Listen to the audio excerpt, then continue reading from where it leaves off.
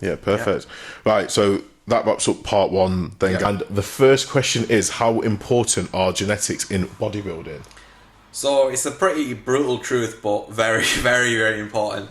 Ultimately, genetics will determine how far you can go in the sport. So I think people often think, oh, genetics is only what your shape looks like. It's not. It's how much muscle you can put on. It's how thin your skin is, so how conditioned you look. It's how round your muscle bellies are. It's everything, your insertions, how aesthetic your lines look. So yeah, you can get far in bodybuilding with, let's just say, average genetics, but at the very top level, say at the Olympia, for example, every one of those guys has absolutely elite genetics for bodybuilding or men's physique or whatever. So I wouldn't let it discourage you from competing or going after your goals, but I'm just going to say, be very realistic with what you can achieve in the sport with regards to genetics, because ultimately, like, the genetic freaks who also work extremely hard and are consistent are the guys who will get to the very top. Yeah. Yeah. Would you say that's for both natural and assisted Yes. people? Yes, absolutely. I would agree, yeah. Because I mean, I'm not an assisted expert, but I would assume at a high level everyone's taking the same things, really. Well, and what's it's not like Sebum is the best because the gear he takes. He probably takes the least amount of exactly, most people, exactly. because Like, he actually can't afford to grow a single bit more. or let's just say Derek Lunsford. He's not the best because of the gear he takes. It's because he's worked extremely hard. It's because his genetics are absolutely amazing for bodybuilding, and he's been consistent with it. All these guys are taking gear, and okay, let's say on the natural level, obviously you don't have the gear, so you only have the training, the Foods. Nutrition, let's just say the sleep recovery, and your genetics to work off. At a top level, I can tell you, because I know a lot of people at a top level, everyone's working hard, everyone's suffering, everyone's on point with the nutrition, and everyone can train well. So what separates the people is the genetics, ultimately. Obviously, like, you can say someone can peak well, someone can be more conditioned, but at a high level, everyone's in shape. So what separates people is the genetics at the very top level, I would say. Yeah, I'd agree. Even at any level, genetics makes a massive difference, because you've got like a lot of very young genetic freaks that just crop out of nowhere these days in junior shows. You've got people winning Olympia at Olympia level at the ages of 21 now. Like, it's all a bit mad. And in terms of your preps, then, how long is or short? Or how long should a prep be in your idea? Let me do that question again. And the next question is, how many weeks does it take to prep for a show? So how long is a piece of string? Because it completely depends. I'd say on two biggest things are how fat are you to start off with, and how are you natural or assisted. So we say if you're natural, you only have nutrition and cardio to play with in terms of fat loss tools. So it will take you a bit longer. From my perspective, so let's just say last year, for example, I dieted for 21 weeks before my first show, and then I had 6 weeks after that for my second show. So in total, it was 27 weeks of dieting. I would say, generally speaking, people, especially first timers, underestimate how much weight they have to lose. They think, oh, because they see Phil Heath or whoever get ready in 12 weeks, they think they can get ready in 12 weeks, and it's absolutely not the case. If they do, they'd have to absolutely crash diet, and I would highly advise anyone against that. So if you're dieting at a decent rate, let's just say as a natural, I would say at least 20 weeks. Possibly if you're a bit fatter, even more you might need. So yeah, always give yourself more time than you think you need, I would say. Yeah. Do you believe in the body fat percentage, like, measurement then? What do you mean? Like, do you know when people say I'm 5% body fat, I'm 20% body fat? Is that do you use that metric? I don't care like what body fat I am. It's kind of like I go by the look. The look, yes. If you know what I mean. Like a lot of these people who say, "Oh, I'm 10% or 9%," they're not. They're more like 15%, probably. So it's one of them. Like, so like you measure your progress based off your look. Yeah, exactly. Like, obviously, I've got a really good eye in AJ, who kind of knows what he's looking at. It's one of them where like, you just know. Like, I always look at my fattest body parts, which is like my midsection and my chest, and if they're in, then obviously I'm good for men's physique. But if they're not in, I have more to lose. So it's more just the look more than anything. And then, like, in terms of like your prep approach, then are you in terms of like cardio, steps, food, your last prep, then what was your food like at its worst? How high did you run cardio? Yeah. So cardio, generally speaking, for me isn't extremely strenuous or that much. Like I think I was at my most, I was doing half an hour, like 140 beats per minute on the bike, 3 times a week. So I don't do that much cardio. I prefer having less food, to be honest, than doing loads of cardio. So I was doing, I think to start off with 10,000 steps, and I think it went up to like max 12,500 on a training and like 15k on a rest day. And just, it was the food that was the biggest thing that was manipulated. So I think by the end I was on like 1,700 calories on a training day. I'd say. That was like proper digging at that point.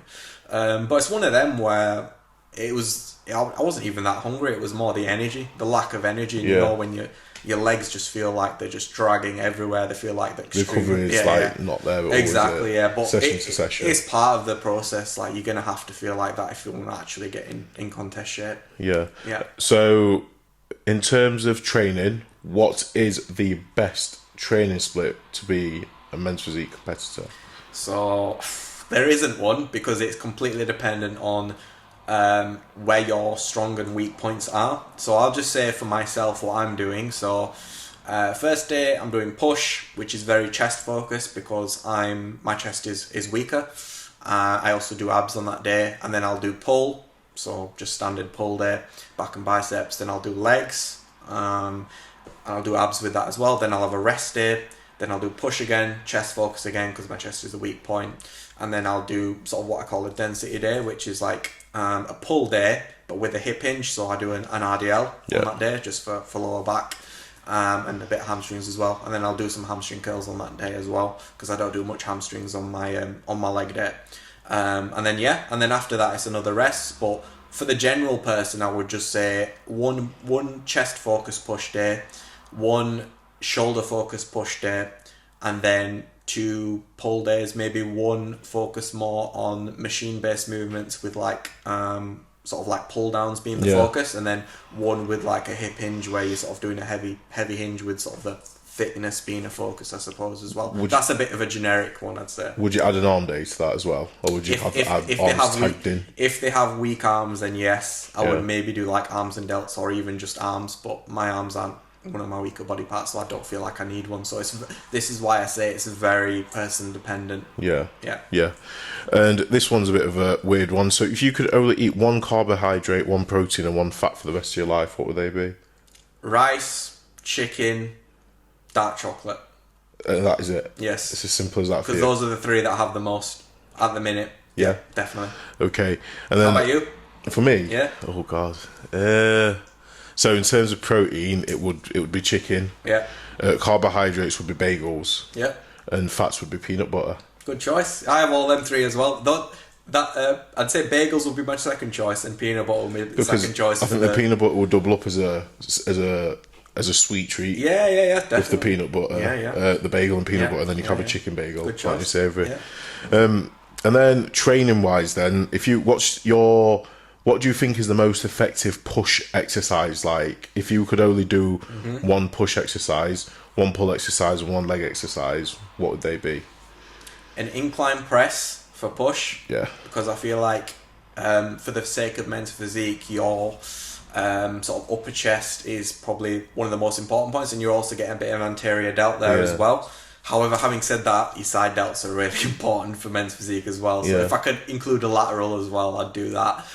Pull, I would say something that was like probably a barbell row, because it's going to cover like your entire back. I would say either a barbell row or like a dumbbell row, where you're like properly like a non-chest supported one, where you're targeting like your lower back, mid back, and lats as well. Legs, it's hard because there's a quad leg press, either leg press or hack squat, I would say. Yeah. But you're not getting much hamstring depending on how you hit that as well. So yeah, I'd say them. Yeah, fair. Go about your day-to-day lifestyle. What is your routine like from the minute you wake up to go into sleep? Good question. So with difficulty, it's something even to this day I'm still trying to manage and improve, because it's a fairly new thing. managing all this. And obviously as time has passed, like the posing's picked up even more and more, and I've had to change the way I do things. So generally speaking, like I'll wake up at about 6 a.m. And then I will sort of get back to any sort of posing inquiries or anything like that, see what I need to do for the day, and then just get ready for work, go to work. So it takes me about an hour actually each way to get to work, so that takes a decent amount of time as well.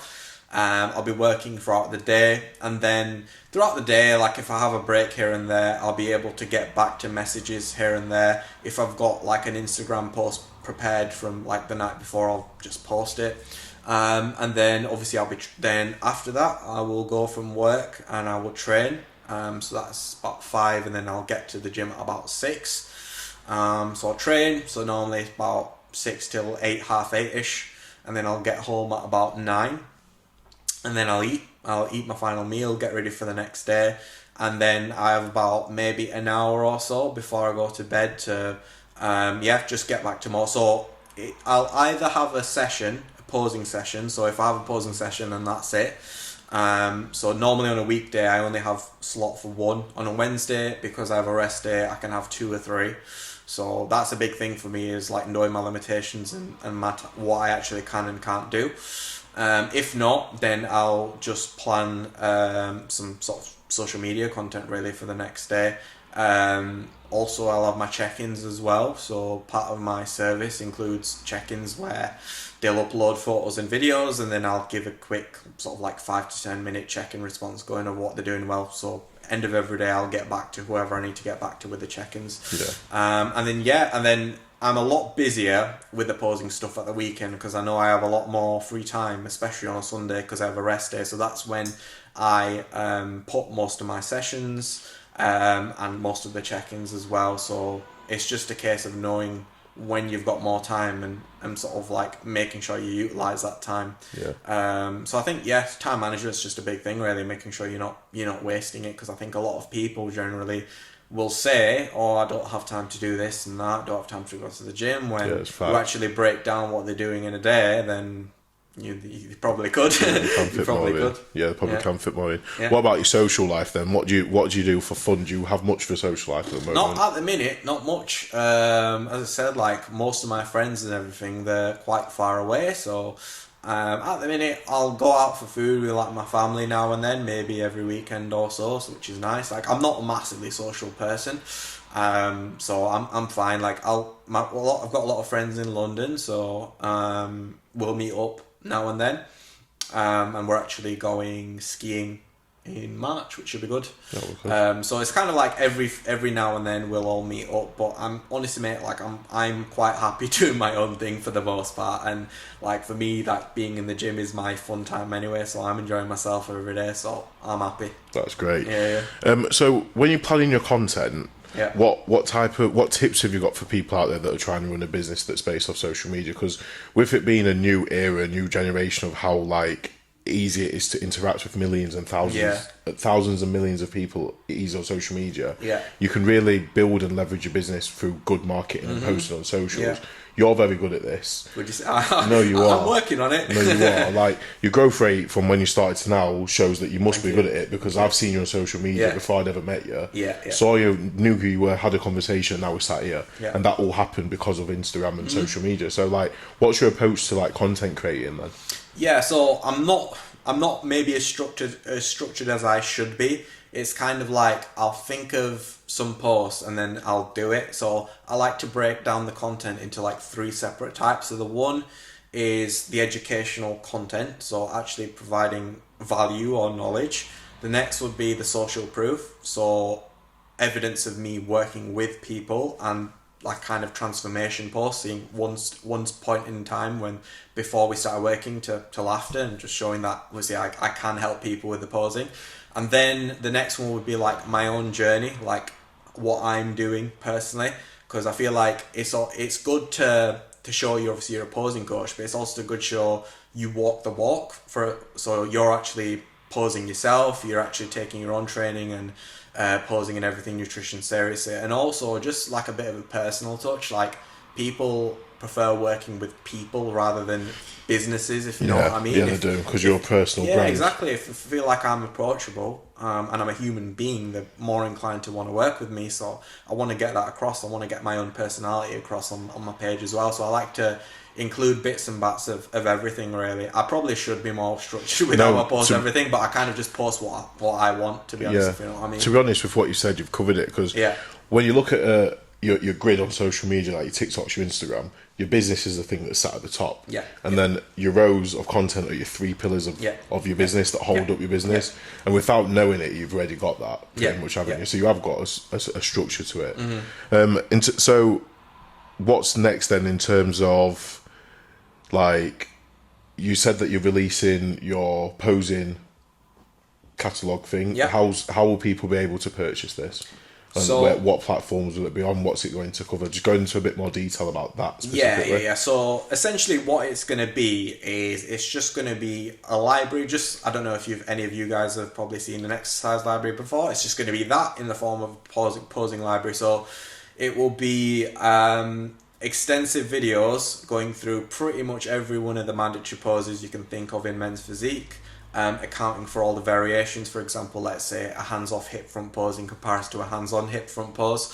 And just taking you through every single aspect of each pose, from the footwork to the hand placement, ab engagement, absolutely everything in detail. Obviously, this will be like a foundational level of it. So obviously, I understand there's going to be nuances with every single person's physique, and it's just going to be a way for, like, especially first-timers to know how to hit every single pose, and then from there work on it themselves, or if not, maybe go to a posing coach and get them to sort of make tweaks here and there as well. In terms of platforms and all that sort of thing, I haven't quite worked that out yet, but if they follow your Instagram, I mean, I'm going to be posting loads of promotional content. Instagram handle? So my Instagram handle is Chaesthetics Posing, so spelling is QAISTHETICS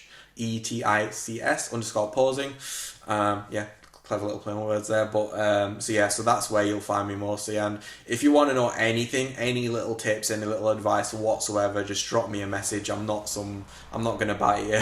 I'm quite approachable, so just feel free to just drop me a message or anything like that. Yeah, that's great then. So we've given everyone like a bit of an overview into your lifestyle, your day-to-day routine, your business, and your competitive journey so far. Yeah, it really is. Whoever's been following up to this point, just thank you very much. Really do appreciate, like, all the support and everything with the posing business. It really does mean a lot, and obviously the personal journey as well with the competing. It really does mean a lot. And whoever doesn't know who I am, just stay tuned for more. I'll be posting a lot of reels to do with posing tutorials and all that sort of thing. Obviously the actual library as well.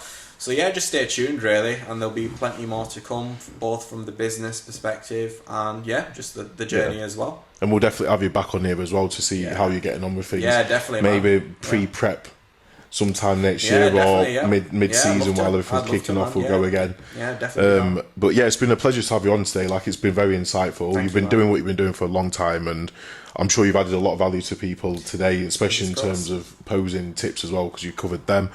And going forward, obviously, guys, like, thank you for taking the time to listen to the podcast. Give it a share, follow, comment, everything. Like, let's make this podcast grow so we can continue to help all of you guys sat at home that are aspiring to get into having your own business, getting into the gym, being a competitor, anything.